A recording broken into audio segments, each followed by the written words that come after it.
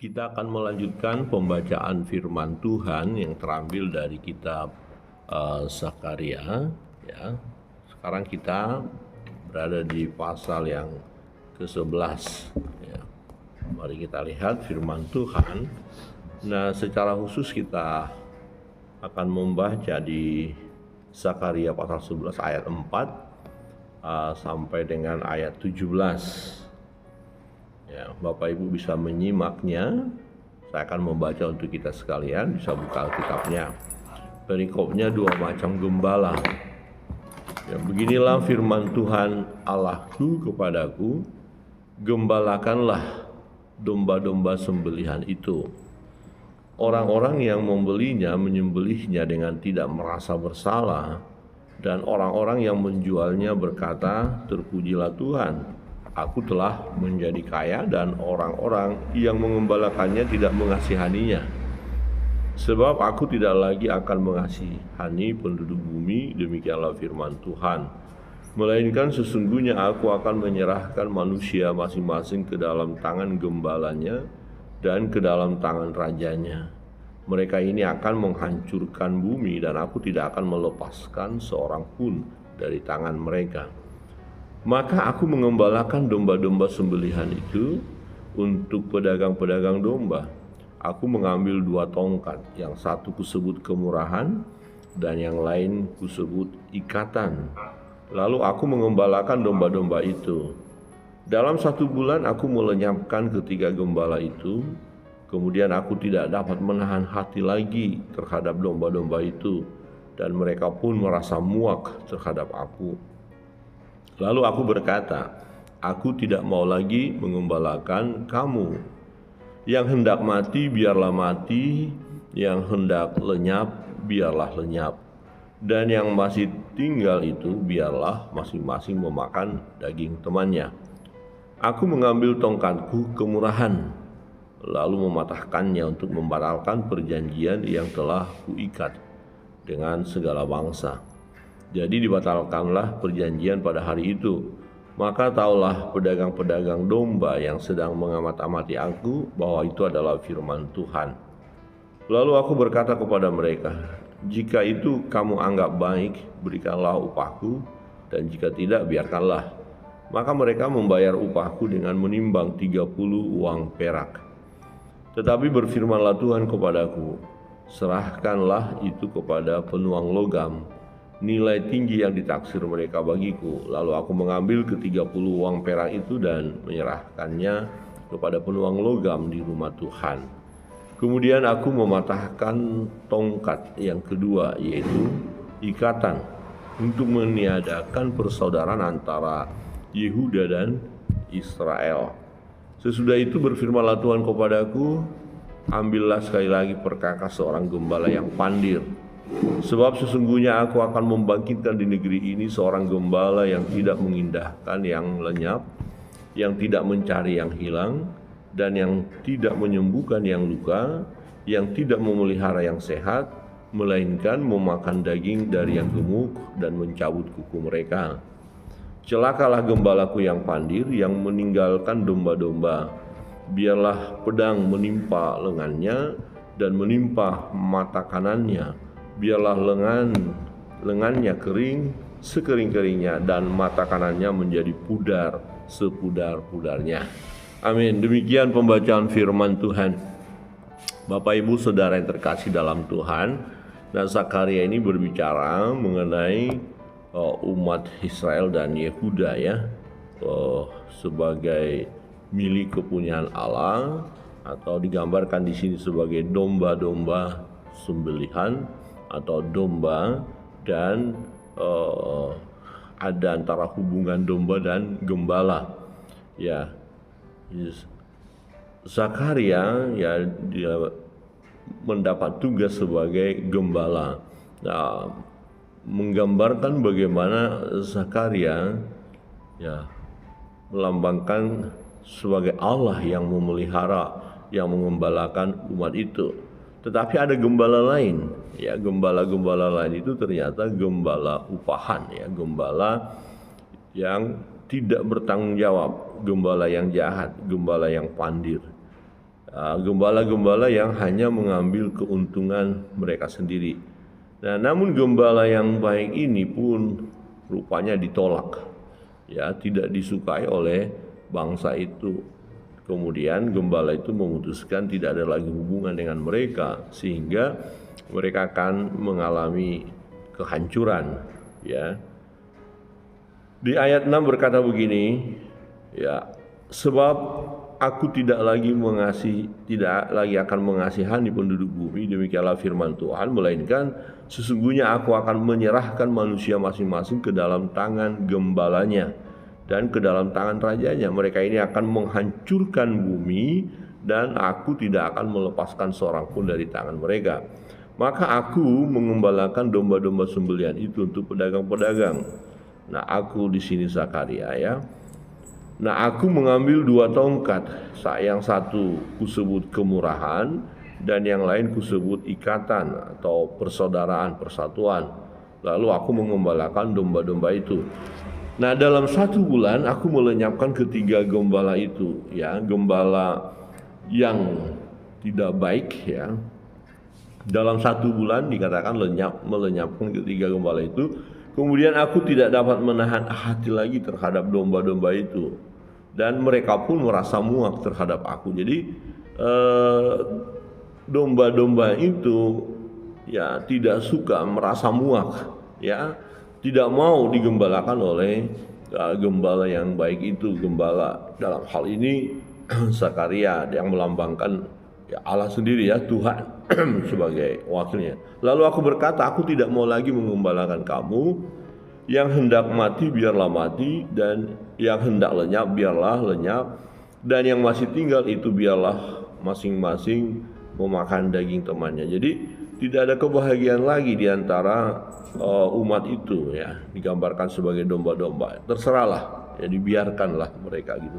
Nah, kita bayangkan bagaimana domba-domba tanpa gembala, ya, maka akan terjadi kekacauan, ya, akan terjadi kehancuran, kematian bagi domba-domba itu. Nah, persoalannya adalah digambarkan di sini domba-domba itu adalah umat atau bangsa pilihan itu sendiri yang menolak, ya, sang gembala, menolak digembalakan oleh Tuhan, ya, menolak Tuhan, artinya seperti itu. Nah, kemudian Tuhan lepas tangan, ya. Nah, aku mengambil tongkatku kemurahan, lalu mematahkannya dan membatalkan perjanjian yang telah kuikat dengan segala bangsa. Yang pertama, tongkat kemurahan dipatahkan, artinya, ya, umat itu bangsa-bangsa dikatakan di sini yang tadinya ada perjanjian bahwa mereka akan dipelihara, akan diberi kemurahan Tuhan, itu tidak lagi, dibatalkan. Ya, jadi dibatalkanlah perjanjian pada hari itu. Maka taulah pedagang-pedagang domba yang sedang mengamat-amati aku bahwa itu adalah firman Tuhan. Jadi tongkat kemurahan dipatahkan, ya, berarti tidak akan ada lagi kemakmuran, kebahagiaan, kesejahteraan, ya, tidak akan ada sesuatu yang dapat menyukakan hati mereka. Lalu aku berkata kepada mereka, jika kamu anggap baik, berikanlah upahku, dan jika tidak, biarkanlah. Maka mereka membayar upahku dengan menimbang 30 uang perak. Nah, kita tahu 30 uang perak. Kemudian bagaimana penggenapan ini tentang Yesus yang dijual, ya, yang di mana dia dikhianati oleh Yudas Iskariot. Nah, kemudian kemana uang itu dilakukan oleh Yudas Iskariot? Nah, dilemparkan ke bait Allah, ya. Nah, kemudian dikatakan ini tidak layak uang ini, maka dibelikanlah untuk tanah, ya, seperti itu. Nah, kemudian ayat 14 dikatakan, aku mematahkan tongkat yang kedua, yaitu ikatan, untuk meniadakan persaudaraan antara Yehuda dan Israel. Jadi dua, ya, bangsa ini sebenarnya kan satu, tapi karena mereka pecah menjadi 2 bangsa. Nah, kemudian Tuhan katakan ditiadakan persaudaraan antara keduanya. Jadi tidak ada lagi persatuan. Nah, kita melihat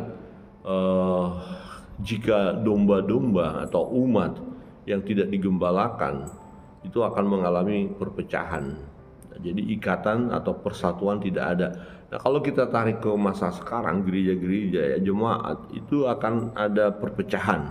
Ya, maka pergumulan Yesus ya, atau doa Yesus adalah supaya menjadi satu ya, tetapi faktanya kuasa kegelapan akan terus berjuang menghancurkan ya, memecahkan ya. Nah, umat itu ya, sang gembala tadi yang memiliki 2 tongkat, kemurahan dan ikatan itu akhirnya dipatahkan ya, berarti terlepas. Dan kemudian Tuhan menyuruh Zakaria untuk memposisikan dia sebagai gembala yang lain, yang berbeda. Tadi gembala yang baik, dan ternyata gembala yang baik pun ditolak. Nah, kemudian gembala yang jahat, yang pandir. Nah, jadi ada 2 gembala yang baik malah ditolak, tidak disukai. Nah, jadi kalau kita lihat kepada saat ini praktisnya ya, jadi ada hamba Tuhan yang benar melayani, mendisiplin, menjaga, merawat, malah tidak disukai kira-kira itu. Akhirnya sang gembala bilang, ya udahlah terserah kalian. Kalau kalian tidak mau dilayani, kalian tidak mau berubah, kalian tidak mau mendengar firman, ya silakan. Nah, kemudian akhirnya dilayani oleh gembala yang pandir ya. Nah, ayat 15, sesudah itu berfirman Tuhan kepadaku, ambillah sekali lagi perkakas seorang gembala yang pandir. Jadi di terjemahan lain dikatakan, sekarang kamu jadi gembala, tapi kamu memposisikan dirimu sebagai gembala yang jahat. Nah, jadi akhirnya Nabi ini memperankan sebagai gembala yang jahat. Ya, yang menunjukkan bahwa pada waktu itu umat itu akan digembalakan oleh gembala-gembala yang pandir. Nah, bagaimana keadaan gembala yang pandir itu? Ya, dikatakan sebab sesungguhnya aku akan membangkitkan di negeri ini seorang gembala yang tidak mengindahkan yang lenyap. Jadi ada yang lenyap, ada yang hilang, biarin aja, tidak dicari. Ya, yang tidak ada yang luka tidak disembuhkan, tidak dirawat, dan yang baik-baik ini tidak dipelihara, yang sehat tidak dipelihara, melainkan memakan daging dari yang gemuk dan mencabut kuku mereka. Jadi gembala yang pandir ini, gembala yang jahat ini hanya untuk kesenangannya secara pribadi. Ya, jadi dia hanya mau jadi dia hanya mau untuk memuaskan dirinya. Ya. Jadi ini kita lihat bahwa gembala yang pandir. Nah, banyak gembala-gembala yang pandir saat ini, gembala yang jahat.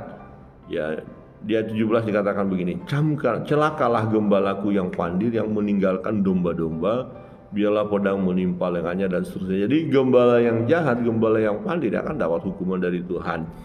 Nah, persoalannya adalah gembala-gembala pandir ini kan tidak peduli. Sebenarnya dia tidak sungguh-sungguh melayani Tuhan ya. Dia hanya melayani dirinya saja. Jadi bukan hamba Tuhan tapi hamba uang, kira-kira begitu. Nah, terserah jemaat mau apa kayak terserah ya, sakit tidak peduli, luka nggak dibalut lukanya, dikatakan di sana. Kemudian ya ada yang celaka, ya silakan celaka, nggak dituntun dengan baik. Ya, jadi domba-domba itu yang merasa mereka aman gitu ya.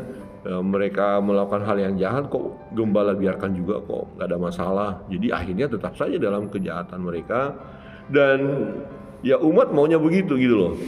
Nah, umat itu maunya begitu. Kita bandingkan tadi gembala yang baik, yang benar, ketika ditegur umat itu misalnya melakukan dosa, ketika ditegur mereka malah menolak suara kebenaran ya. Mereka nggak suka muak dinasehati ya.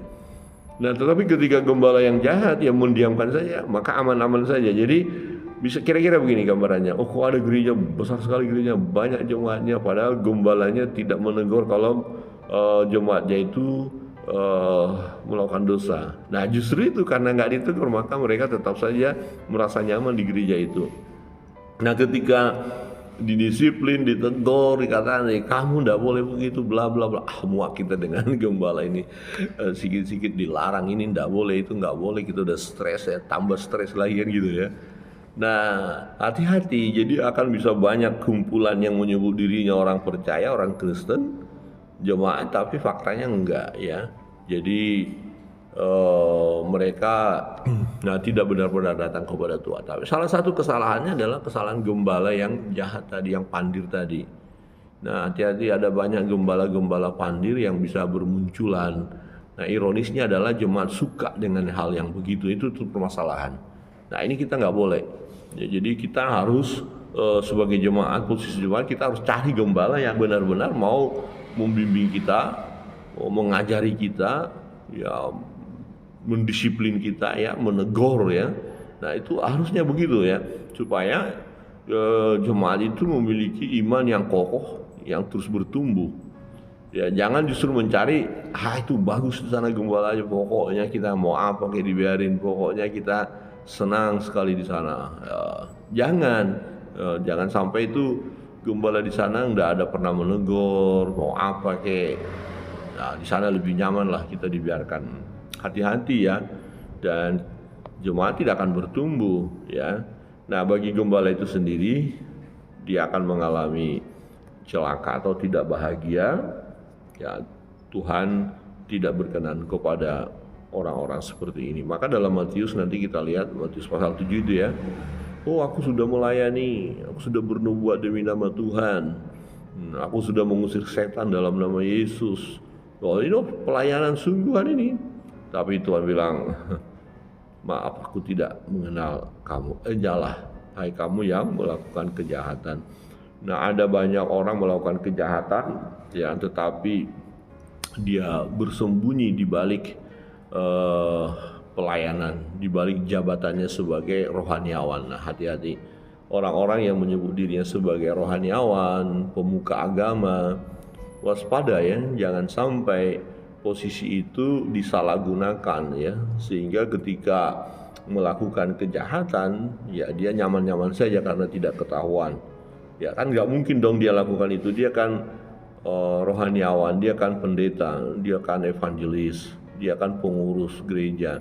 Nggak mungkin dong dia melakukan hal yang jahat, ternyata ya dia lakukan juga gitu ya. Jadi ada kesempatan untuk berbuat jahat dan itu tak ketahuan. Nah, hati-hati, merasa aman ya, merasa nyaman di situ. Tetapi bagi Tuhan tidak ada yang tersembunyi ya, semua terbuka, dan pada akhirnya maka gembala-gembala yang pandir, gembala yang jahat akan dihukum oleh Tuhan. Nah, Bapak Ibu Saudara terkasih dalam Tuhan, kebenaran firman ini kiranya mengingatkan kita, posisi kita sebagai jemaat. Mari rindukanlah, ya datanglah kepada ya gembala yang baik. Gembala yang baik sesungguhnya adalah Yesus. Yesus berkata, akulah gembala yang baik. Jadi ketika kita dengar firman, kita dengar suara Tuhan, ikutilah. Jangan bilang bosan dengan firman, bosan dengan Tuhan ya. Jangan ya, tapi rindukan ketika ada teguran, ada nasihat, terima saja ya. Oh, kita lakukan dosa dan ada firman berkata ini tidak boleh, lepaskan dari misalnya ikatan kuasa kegelapan ya. Lepaskan itu. Nah, dalam bagian lain firman Tuhan berkata begini, waktu zamannya Yehezkiel, ya ketika umat itu tidak mau bertobat, akhirnya Tuhan bilang udah biarin aja. Ilustrasinya begini, ada orang yang mabuk gitu ya, suka minum, dinasehati tetap saja mabuk. Nah, jadi akhirnya begini, nggak perlu dinasehati lagi orang ini karena tidak mau bertobat, tidak mau berubah. Terus diapain? Ditambah saja minuman sekalian. Ya, jadi kalau dulu dia hanya 4-5 botol, harus beli 1 kerat tiap hari. Nah, dia akan senang, kemudian matilah dia, udah selesai. Jadi orang-orang yang mabuk kalau nggak mau bertobat, jangan dinasehati lagi, tapi beli minuman lebih banyak. Nah, dengan dia minum lebih banyak, maka cepatlah dia mati, selesai sudah. Kenapa kok membunuh ya? Memang dia yang sendiri yang mau membunuh dirinya. Biarkan saja. Oh, sadis banget ya. Jadi kalau kita lihat orang mabuk nggak mau, udah beli lebih banyak lagi deh sekalian. Ya biar dia nikmati. Ada seorang, ini kesaksiannya, seorang bertobat kemudian dari rokok ya. Ya dikatakan Pak Pendeta, saya tidak bisa lepas dari rokok. Rokok ini membuat saya nyaman, sejahtera, nikmat loh rokok itu. Kemudian Pak Gembalanya berkata begini, baik, kalau nikmat merokok sekarang, ambillah rokok tapi jangan 1, langsung pasang 3. Pasang 3 nyalakan semua, isaplah dan nikmatilah. Nggak bisa Pak Pendeta, ya hancur saya. Nah, Ya sudah kamu tahu hancur, hanya karena satu-satu kamu kan nggak tahu kalau satu-satu menghancurkan pada akhirnya. Udah sekalian bila perlu 5, 1, 2, 3,